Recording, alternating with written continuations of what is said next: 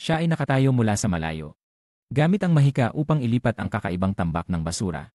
Swerte na lang at natutunan ko ang paglipat ng bagay kaagad pagkatapos. Isang misteryosong aklat ang lumitaw.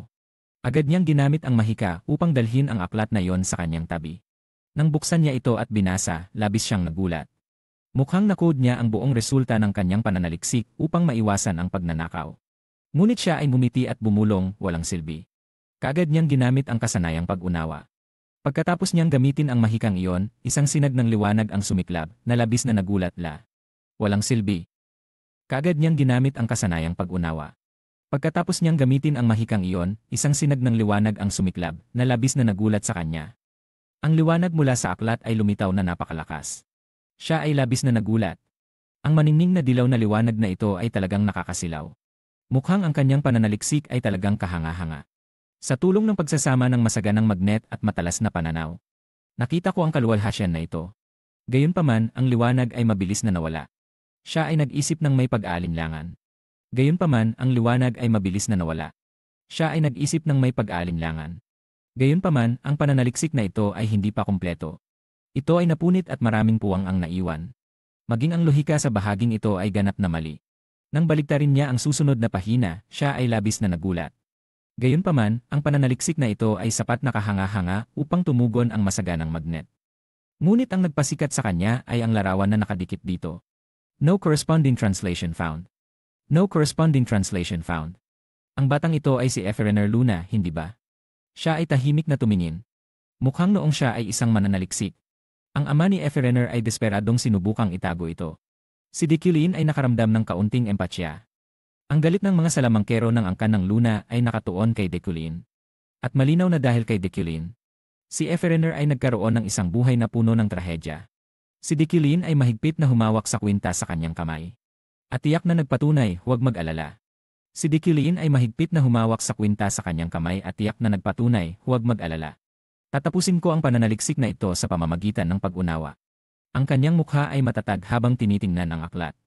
Kung makakaya kong tapusin ang disertasyon sa paraang iyon, isusulat ko ang iyong pangalan dito. Si Deculin ay tumango sa kanyang sariling ideya bilang co-author. Siyempre, kailangan ko ring magkaroon ng sarili kong tagumpay. Kaya hindi ko maitatala ang iyong pangalan lamang. Sa parehong oras, sa isang cafe sa loob ng kampus ng akademya, isang malakas na sigaw ang biglang umabot sa mga tainga. Naiintindihan mo ba? Kailangan nating magkaisa, mga karaniwa.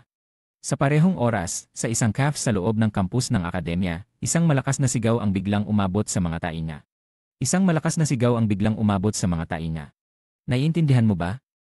Kailangan nating magkaisa, mga karaniwang tao. Si Jualia ay tumayo at tinamaan ang mesa, idineklara. Sa klase na ito, mayroon lamang 30 tao na nagmula sa karaniwang tao.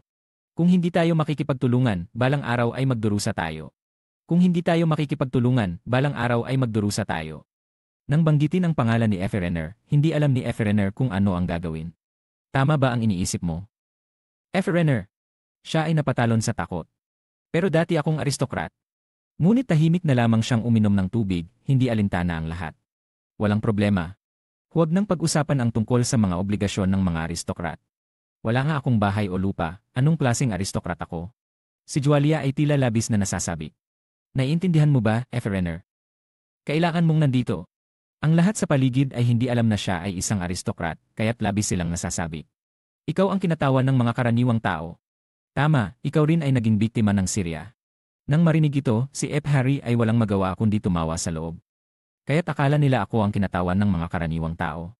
Biglang may nagmungkahi, pero kung nais nating magtatag ng isang club, kailangan natin ng pahintulot mula sa isang guro na tagapagmasid. Tama, hindi ko iniisip na magugustuhan ng mga guro ang ating pagtitipon na ito. Si Jualia ay tumango. Iyon ang pinakamalaking hadlang. Ang lahat sa grupo ay nagbigay ng ilang mga mungkahi. Baka pwede nating hilingin kay Guru Reddy.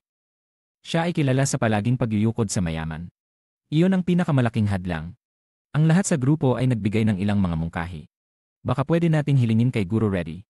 Siya ay kilala sa palaging pagyuyukod sa mayamang aristokrat. Si Jualia ay nagbanggit ng ibang pangalan. Paano naman si Guru ni? Bago pa man siya matapos, may isa nang humadlang. Huwag nang banggitin ang pangalang iyon. Sa sandaling makita ang mga karaniwang tao, agad na umiwas ang guro. May isang tao ang humagulgol sa pagkabigo. At syempre, ang guro na si Deculin ay hindi na kailangang pag-usapan. Habang ang lahat ay hindi alam kung ano ang gagawin, si Efferener ay muling tumingin sa platito ng cake na may pagnanasa. Si Efferener ay muling tumingin sa platito ng cake na may pagnanasa. Umaasa siyang hindi sila kakain. Biglang tumayo si Jualia na puno ng pag-asa. Tama nga. Efferener, subukan mong tanungin si Guro Deculin. Siya ay namutla sa takot sa mungkahi ni Jualia. Hihingi ka ng tulong sa amin, di ba? May mga tao na nag-aalala tungkol sa mungkahi na yon. Kung isipin mo, medyo patas siya. Kinamumuhian niya ang lahat mula sa mga aristokrat hanggang sa mga karaniwang tao. Kinamumuhian niya ang lahat mula sa mga aristokrat hanggang sa mga karaniwang tao. Si Jualia ay lalong nasasabi. Makakaiwas ka sa parusa dahil sa kanya. Kaya't hindi ba't nangangahulugan iyon na napansin ka na niya? Walang ganung bagay. Si Efferener ay natatakot at umatras, tinatanggihan. Akala mo ba mabuti ang guro? Ang kanyang mukha ay namutla sa takot. Bakit nagiging ganito ang sitwasyon? Ayokong makisangkot kay Deculin. Ayokong makisangkot kay Deculin. Si Efferener ay natatakot at nagmadaling tumakas mula sa calf. Sa kabila ng lahat, hindi ko magagawa iyon.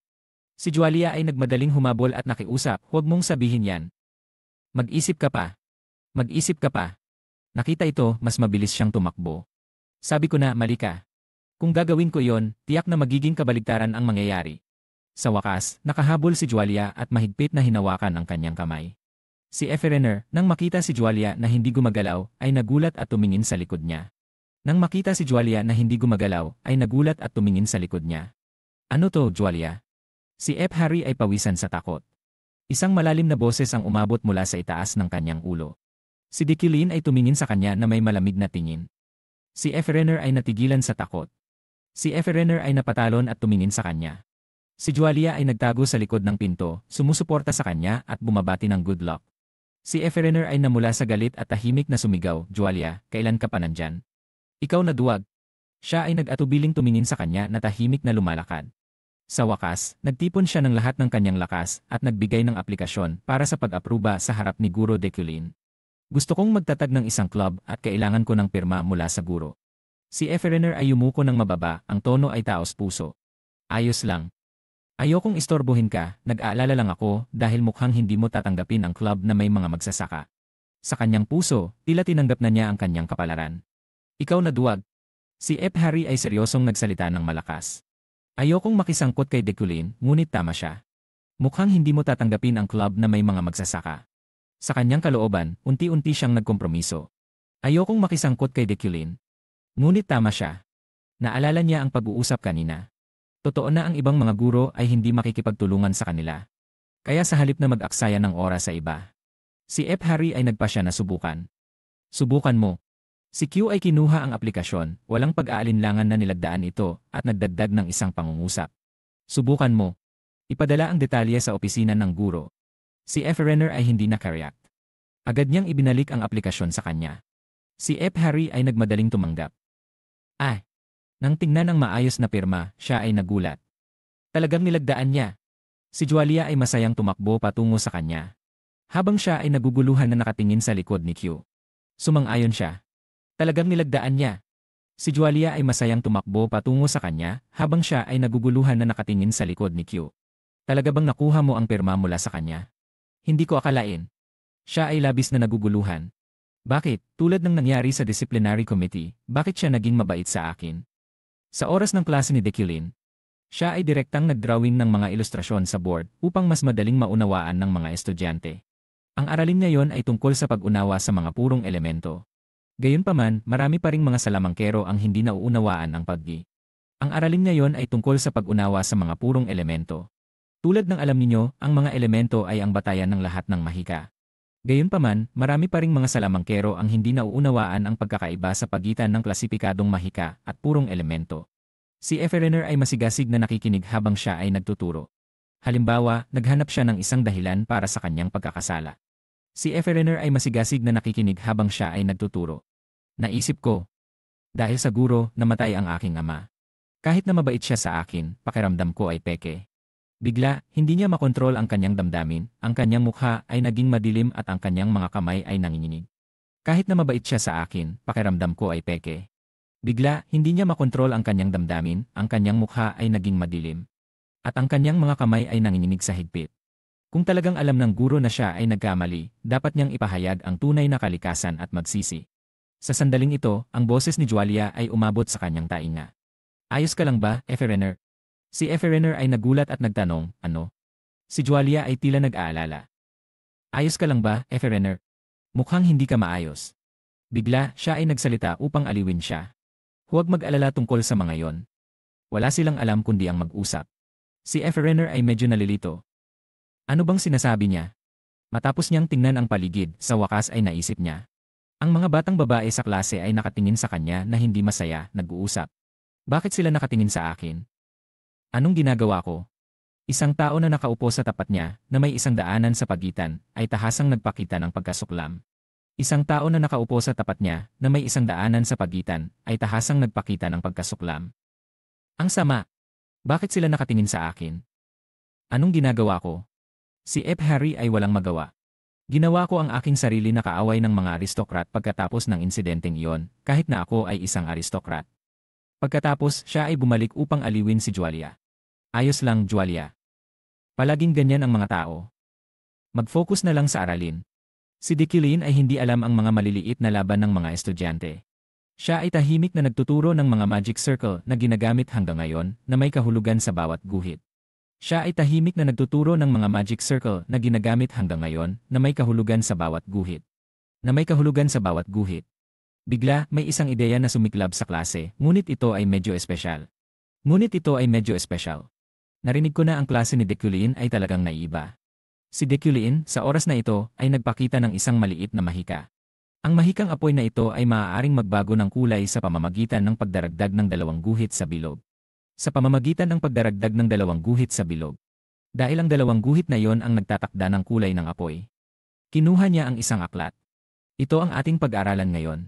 Si Deculain ay nagbukas ng aklat at itinuro sa harap ng klase na may seryosong boses. Ang apoy. Sa sandaling ito, ang tagapagsalaysay ay lumitaw at ipinaliwanag. Ang pag-isip ni Efrener ay hindi tama. Talaga, ang klase ni Deculain ay isang paraan ng pagyayabang bilang isang guro. Ang klase ngayon ay para kay Deculain, na muling ipinapakita ang kagandahan sa pamamagitan ng paggamit ng mana.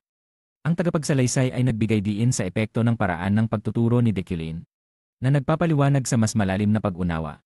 Ang tagapagsalaysay ay nagbigay diin sa epekto ng paraan ng pagtuturo ni Deculain, na nagpapaliwanag sa mas malalim na pag-unawa.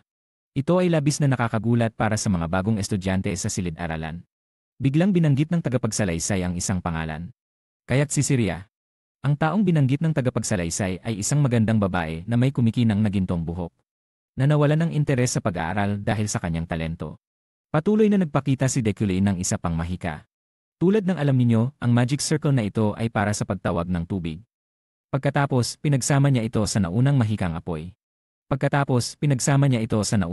apoy. Gayunpaman, kung pagsasamahin niyo ito sa mahikang apoy, agad na makakabuo ng isang bagong mahika. Ganito ang magiging anyo nito. Si Siria ay labis na nagulat at si Efrener ay hindi naiiba. Nakita ang apoy na umuusbong sa hangin. Ang mga estudyante ay agad na nagkagulo. Talagang nagiging daloy ito. Ang apoy ay dumadaloy tulad ng tubig. Si Siria ay natatakot, hindi makapaniwala. Hindi ko akalain na ang klase ng guro ay magiging ganito ka-theoretical. Talagang nagiging daloy ito. Agad na lumitaw ang tagapagsalaysay. Gumamit ito ng mga buhay na larawan upang detalyadong ilarawan upang maunawaan ng lahat. Karamihan sa mga salamangkero na tinatawag na mga henyo ay gumagamit ng kanilang intuisyon upang ipatupad ang mahika. Kaya't ang teorya para sa kanila ay parang isang hulma. Kung ang lahat ng salamangkero ay nagbibigay prioridad sa teorya, lahat ng mahika ay magiging pareho. Nagbigay ang tagapagsalaysay ng payo. Kung masyado kang nakatuon sa teorya, wala kang oras upang matutunan ang mahika. Ang teorya para sa kanila ay parang isang hulma. Nagbigay ang tagapagsalaysay ng payo. Kung masyado kang nakatuon sa teorya, wala kang oras upang matutunan ang mahika. Ang pag-unawa sa lahat ng mahika sa pamamagitan ng teorya ay hindi epektibo. Nagbigay din ang tagapagsalaysay ng mga larawan bilang ebidensya. At nahihirapan sa pagsasanay. Ito ang kabalintunaan ng mahika. Ang kwento ay lumipat pabalik kay Deculain. Upang maging isang mataas na salamangkero, kailangan mong magkaroon ng magandang intuisyon. Pagkatapos ay nagbago ang kwento patungong Siria. Ngunit hindi maipaliwanag ng mataas na antas ang intuisyon ng Siria na nakatitig sa kanya. Nalabis na nakakalito. Sa isang tao na si Mark, isang henyo na pinagdududahan ng lahat. para magturo ng isang klase na nakatuon sa ganitong teorya na tila imposibleng mangyari. Isang boses ng pagdududa ang umabot sa malawak na gusali ng akademya. Talagang naiba kumpara sa mga sabi-sabi sa Magic Tower Dormitory.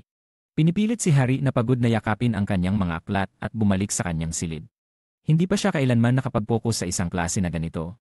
Bigla siyang nagduda at huminto upang tingnan ang pinto ng silid. Napuno ng mga nakasulat na pagmumura. Talagang nagtataka siya kung gaano pa katagal nila balak gawin ang kalokohan na ito. Si Efrener ay labis na nabigo, lalo na't lumalala ang sitwasyon mula nang mangyari iyon kay Syria. Bigla, napansin niya ang isang liham na nakasiksik sa ilalim ng pinto. Bigla, napansin niya ang isang liham na nakasiksik sa ilalim ng pinto. Maingat na tumingin. Nagulat si Harry sa nakasulat na pagsuporta. Kinuha niya ang liham at napangiti ng may pag-aalinlangan. Halos naniniwala na siya, ngunit imposibleng totoo ito. Sino ang magbibigay ng suporta sa kanya habang siya ay kinamumuhian ng buong pamilya ulit at Deculane? Pagkatapos ay naisip niya na maaaring ito ay isang magandang pagkakataon. Maaari niyang iulat ito at makatanggap ng gantimpala sa opisina ng Magic Administration. Si Efrener ay naglalakad palabas na tila wala sa katinuan. Talagang hindi siya makapaniwala na totoo ito. Naalala niya ang N. Si Efrener ay naglalakad palabas na tila wala sa katinuan. Talagang hindi siya makapaniwala na totoo ito. Sino ang magbibigay ng suporta sa kanya habang siya ay kinamumuhian ng buong pamilya ulit at Deculane? Naalala niya ang nangyari kanina at napasigaw, ano?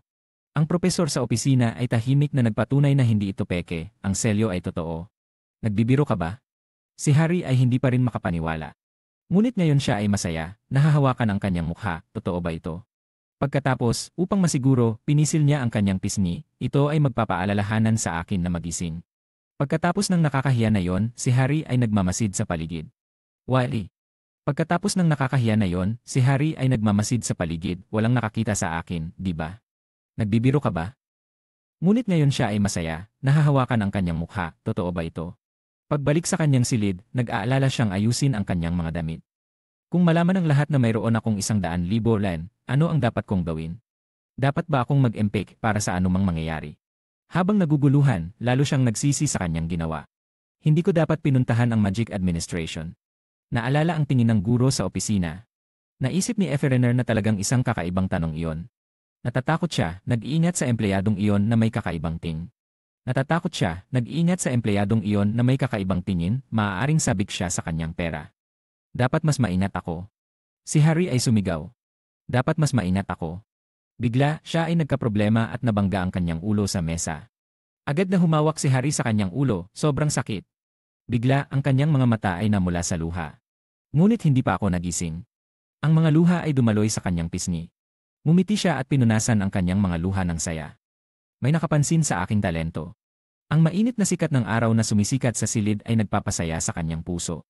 Ang mga luha ay dumaloy sa kanyang pisngi, ngumiti siya at pinunasan ang kanyang mga luha ng saya. May kabutihan pa sa mundong ito. Halika na, Efrener, magpakatatag pa. Sa Yoplin asked ang mansion ni Klein. Si Ariel ay nagulat na nagtanong, totoo ba ito? Ang butler ay mahinahong sumagot. Siya ay dumating sa auction ng Shark Zengyo, marahil ay nandyan na siya. Si Ariel ay nagalit, pinagsasampal ang kanyang ulo, kakaibang 1-0, 000, 000 line ang nawala. Kakaibang 1-0, 000, 000 line ang nawala noong nakaraang taon, ano na naman ang balak niyang gawin ngayong taon? Kakaibang 1-0, 000, 000 line ang nawala noong nakaraang taon, ano na naman ang balak niyang gawin ngayong taon? Kakaibang 1-0, 000, 000 line ang nawala noong nakaraang taon, ano na naman ang balak niyang gawin ngayong taon? Siya ay nawawala ng pag-asa at sumigaw, kung may mangyaring masama, hindi ko siya patatawarin. Kung may mangyaring masama, hindi ko siya patatawarin. Samantalang sa Luten City, si Sanju ay naglalakad ng mahinahon. Samantalang sa Luten City, si Sanju ay naglalakad ng mahinahon. Naalala niya ang unang pagkakataon na ginamit ang telekinesis sa Mahika. Naalala niya ang unang pagkakataon na ginamit ang telekinesis sa Mahika. Kailangan ko ng higit pang metal upang mapunan ang aking limitadong talento. Kailangan ko ng higit pang metal upang mapunan ang aking limitadong talento. Ang metal na binanggit niya ay ang mga kristal na maganda at kumikislap. Ang mga bagay na palagi kong dala ay gawa sa bakal at kahoy, ito ay pansamantalang solusyon. Binuksan niya ang pinto at pumasok sa waiting room. Ang talagang kailangan niya ay nasa auction ngayong araw.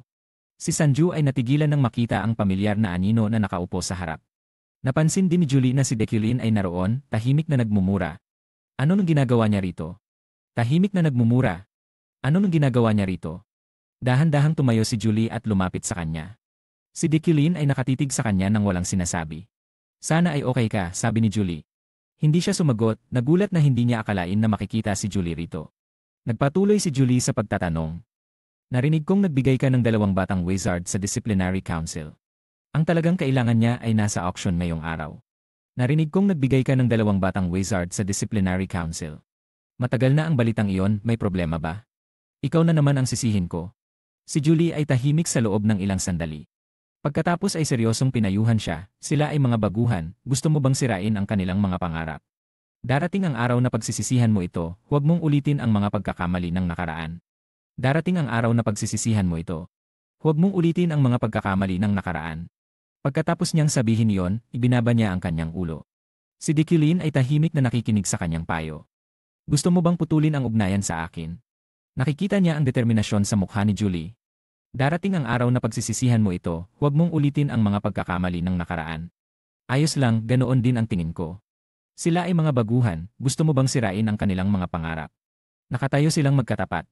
Hindi nakaramdam si Declan na may problema sa bagay na yon. Si Declan ay tahimik na nakikinig sa kanyang payo. Kahit gaano siya kaganda. Ayaw kong magpakasal sa isang bagay na hindi ko pa naranasan sa tot. Kahit gaano siya kaganda, ayaw kong magpakasal sa isang bagay na hindi ko pa naranasan sa totoong buhay dahil sa isang hindi tiyak na bagay na ito. Naisip din niya ang mga komplikadong relasyon sa paligid ni Julie, lalo na't maraming nakamamatay na salik ang nakapaligid sa kanya, kasama na siya. Naisip din niya ang mga komplikadong relasyon sa paligid ni Julie, lalo na't maraming nakamamatay na salik ang nakapaligid sa kanya, kasama na siya. Naisip din niya ang mga komplikadong relasyon sa paligid ni Julie, lalo na't maraming nakamamatay na salik ang nakapaligid sa kanya, kasama na siya. Naisip din niya ang mga komplikadong relasyon sa paligid ni Julie, lalo na't maraming nakamamatay na salik ang nakapaligid sa kanya, kasama na siya. Naisip din niya ang mga komplikadong relasyon sa paligid ni Julie, lalo na't maraming nakamamatay na salik ang nakapaligid sa kanya, kasama na siya. Kung may mali, maaari akong mamatay sa aking sariling kasal. Si Declan ay tahimik na pinagmamasdan siyang umalis. Mayroon siyang kaunting pagdududa, ngunit alam niyang hindi si Julie ang tipo ng tao na. Naisip din niya ang mga komplikadong relasyon sa paligid ni Julie, lalo na't maraming nakamamatay na salik ang nakapaligid sa kanya, kasama na siya. Hindi si Julie ang tipo ng tao na dadalo sa auction. Bakit siya nandito? Hindi niya mapigilang magtanong. Pumunta siya sa auction para makipag-usap sa akin. Si Julie ay agad na nagulat, bumaling sa kanya. Sinasabi ko, talagang nandito ako para sa auction. Huwag kang mag-isip ng kung ano-ano. Hindi ako nandito para hanapin ka. Nandito ako dahil may kailangan ako. Naiintindihan ko na. Ayos lang, kalmado ka na. Naiintindihan ko na. Si Julie ay nahihiya at galit, huwag kang magpanggap. Naging maingat ako upang hindi maghalo ang aking personalidad. Si Sanju ay hindi nakatiis at pumuri, sobrang cute. Ito ang unang pagkakataon na nakita niya siyang ganito. Si Julie ay nagalit at umiwas, naiintindihan mo ba ang pagkakamali mo? Bigla, napansin niya ang kakaibang pakiramdam, bakit ko naiisip na delikado ang maging kasama siya? Nakaapekto ba sa akin ang emosyon ni Declan? Huwag kang mag-isip ng kung ano-ano, hindi ako nandito para hanapin ka. Nandito ako dahil may kailangan ako. Si Declan ay nag-alala at naisip, nakaapekto ba sa akin ang emosyon ni Declan? Nakaapekto ba sa akin ang emosyon ni Declan? Naging maingat ako upang hindi maghalo ang aking personalidad. Sa sandaling iyon, ang anunsyo ay umabot sa pamamagitan ng Magic Crystal, nag-anunsyo sa lahat ng mga bisita ng Shark Zenryo, malapit nang magsimula ang auction. Hanggang sa magsimula ang auction, siya ay nalulumbay sa magulong pag-isip. May mali ba? Ang kanyang puso ay biglang bumilis nang makita siya. Malapit nang magsimula ang auction. Hanggang sa magsimula ang auction, siya ay nalulumbay sa magulong pag-isip. May mali ba? Ang kanyang puso ay biglang bumilis nang makita siya. Marahil ay nag-iisip lang ako ng labis. Si Sanju ay nakatutok sa nakatagong bagay sa ilalim ng tela. Sa sandaling inalis ng staff ang tela. Agad na ipinakilala ng NC ang programa. Ipinapakilala ang unang item, isang silindro ng silangan. Tingnan ang mga malambot na kurba. Ito ay gawa ng isang silangang artisan. Mula sa silindro ay naglalabas ng isang malakas na liwanag. Ito ang liwanag na nakita ko noong sinuri ko ang mga dokumento ni Efrener, ang mayamang tycoon. Si Sanju ay labis na interesado, ito ang liwanag na nakita ko noong sinuri ko ang mga dokumento ni Efrener, ang mayamang tycoon. Ito ang liwanag na nakita ko noong sinuri ko ang mga dokumento ni Efrener, ang mayamang tycoon. Ang mayamang tycoon. Ang liwanag na yon ay lalong lumalakas. Kung gayon, ang presyo para sa silindro ay patuloy na tumataas ng mabilis. Ang presyo para sa silindro ay patuloy na tumataas ng mabilis, 773, 700,000, 1,038, 750,000, 1,300,000. Ang presyo para sa silindro ay patuloy na tumataas ng mabilis, 773, 700,000, 1,038, 750,000, 1,300,000. Ang mga mahalika ay nag-agawan, 1,413, 1,500,000. Si Sanju ay mabilis na sumali, bilang Ginoo 777, 2,500,000. Bilang Ginoo 777, 2,500,000. Tahimik niyang tinantya. Ang silindro na ito ay hindi kailanman nawalan ng liwanag di. Kahit na umabot na ang presyo sa mataas na halaga. Nangangahulugan ito na ang halaga nito ay mas mataas pa. Mayroon akong sapat na pera sa aking account. Kaya't maaari kong mamuhunan sa natitirang bahagi. Ang balanse sa kasalukuyan ay 2,05, 2,803, siyam. Ang balanse sa kasalukuyan ay 2,05, 2,803, siyam. Pagkatapos, umabot ang auction sa rurok. Maraming mahalagang bagay ang iniharap, lahat ay binili niya. Ang singsing ni Jufina ay naibenta sa Ginoo 777 sa halagang 3,000,000 yen. Ang baluti ni Luis ay naibenta sa halagang 2.1,000,000 sa Ginoo 777. Ang kwintas ng Ngu ay naibenta sa halagang 4.300,000 sa Ginoo 777. Patuloy na inihayag ng ESE, sa pagkakataong ito, ang Ginoo 777 ay muling nakakuha ng item sa halagang 5.500,000 yen.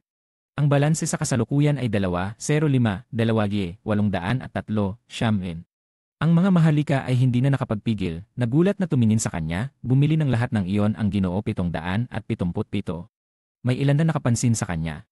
No corresponding translation found. No corresponding translation found. Sa pagkakataong ito, ang Ginoo 777 ay muling nakakuha ng item sa halagang 5.500,000 yen. Ang mga mahalika ay hindi na nakapagpigil, nagulat na tumingin sa kanya. Nagulat na tumingin sa kanya. Bumili ng lahat ng iyon ang Ginoo 777. May ilan na nakapansin sa kanyang pagkatao, hindi ba siya ang Professor Deculin? Si Julie ay napabuntong hininga, ang kawawang taong iyon, gusto niyang makuha ang atensyon kahit sa ganitong lugar. Gusto niyang makuha ang atensyon kahit sa ganitong lugar. Talagang hindi siya makapaniwala, paano siya makakapag-aksaya ng napakaraming pera para sa isang panandaliang kapakanan. Talagang hindi siya makapaniwala. Kaya't kalimutan na natin siya. Hindi ba siya ang Professor Deculin? Si Julie ay napabuntong hininga, ang kawawang taong iyon, gusto niyang makuha ang atensyon kahit sa ganitong lugar. Talagang hindi siya makapaniwala, paano siya makakapag-aksaya ng napakaraming pera para sa isang panandaliang kapakanan. Hindi ko maintindihan kung bakit hindi siya marunong maging mapagpakumbaba. Kaya't kalimutan na natin siya. Pagkatapos, siya ay naging seryoso at tahimik na nagpa siya. Kailangan ko lang makuha ang Winter Flame. Ang auction ay umabot na sa katapusan.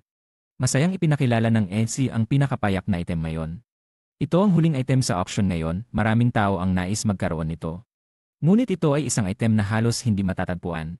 Isang uri ng bato na ginagamit upang magpanday ng maraming magagandang espada sa kasaysayan. Isang uri ng bato na ginagamit upang magpanday ng maraming magagandang espada sa kasaysayan. Ang auction ay umabot na sa katapusan. Masayang ipinakilala ng ESE ang pinakapayak na item ngayon. Malakas na inihayag ng ESE, ang himala ng kalikasan, ang Winter Flame. Ang Winter Flame. Ang boses ng ESE ay umabot sa buong bulwagan. Ang Snowstone ay isang napakalaking batong kumikislap ng maraming kulay. Agad na nakatuon si Deculin at Julie dito. Naisip ni Sanju ang kamanghamanghang gamit. At ang bihirang katangian ng Snowstone. Isa sa isa-0 pinakamabihirang metal sa mundo na karaniwang ginagamit sa paggawa ng mga espada o iba pang armas. Isa sa isa-0 pinakamabihirang metal sa mundo na karaniwang ginagamit sa paggawa ng mga espada o iba pang armas. Tulad ng pangalan nito, ito ay isang napakabihirang item na nagdadala ng parehong yelo at apoy. Ang mga item na higit na nakahigit dito sa paggawa ng espada ay ang mga antas ng alamat tulad ng Dragon Bone. Ito ay isang napakabihirang item na nagdadala ng parehong yelo at apoy. Ang mga item na higit na nakahigit dito sa paggawa ng espada ay ang mga antas ng alamat tulad ng Dragon Bone. Tulad ng Dragon Bone. Kaya tiyak na ang Snowstone ang pinakamahusay na material na maaari kong makuha. Kaya tiyak na ang Snowstone ang pinakamahusay na material na maaari kong makuha. Si Sanju ay nagpasya, dapat kong makuha ito. Si Julie ay labis na determinado, ito ang kailangan ko. Si Sanju ay nagpasya, dapat kong makuha ito. Si Julie ay labis na determinado, ito ang kailangan ko. Ang presyo para sa Snowstone ay mabilis na tumaas, 1,000,000,000,000, 13 milyon. 20 milyon, 25 milyon. Ang Ensu ay labis na nasasabik, 1,080, 30 milyon yen. Mayroon bang iba pa? Sa sandaling ang Ensu ay handang ipahayag, ang item na ito ay mapupunta kay Julie, masaya siyang nakaramdam na hawak na niya ang Snowstone. Mahusay, nakuha ko na ito. Bigla, nagbago ang boses ng ese, Ginoo 777, 31 milyon yen. Agad na nagulat si Julie. Galit na galit ako, ilang beses ko nang narinig ang numerong iyon. Ang galit sa kanya ay umabot sa rurok, bakit siya gumagawa ng ii? Galit na galit ako, ilang beses ko nang narinig ang numerong iyon. Narinig ko na ang numerong iyon ng ilang beses. Ang galit sa kanya ay umabot sa rurok. Bakit siya gumagawa ng ganito? Bakit mo ginagawa ito? Tumingin siya sa lalaking tahimik at nakatayo ng tuwid. Naggangalit ang kanyang mga ngipin, bakit mo ako pinipigilan? Pagkatapos ay nagkaroon ng labanan sa pagitan nila. 1,080, 32 milyon yen. May isang tao na hindi nakatiis at lumapit sa kanya upang magtanong. Bumibili ka ba ng Snowstone para gumawa ng espada? Tila para sa iyong fiance. Sigurado akong mahal mo ang iyong fiance. Pagkatapos ay nagtanong ang tao, ngunit kung gusto mo siyang bigyan, hayaan mo na siyang bumili. Ngunit kung gusto mo siyang bigyan, hayaan mo na siyang bumili. Sigurado akong mahal mo ang iyong fiance. Si Sanju ay biglang nagulat at tumingin sa kanya. Agad niyang naisip, nasa laban ako kay Julie. Sigurado akong interesado rin siya sa Snowstone. Kung makuha ko ito, tiyak na galit siya sa akin. Nakita ang determinasyon sa kanyang mga mata, naisip niya ang tungkol sa bihirang katangian ng Snowstone. Sigurado akong interesado rin siya sa Snowstone. Kung makuha ko ito, tiyak na galit siya sa akin. Ngunit kailangan ko rin ito. Nakita ang determinasyon sa kanyang mga mata. Naisip niya ang tungkol sa bihirang katangian ng Snowstone.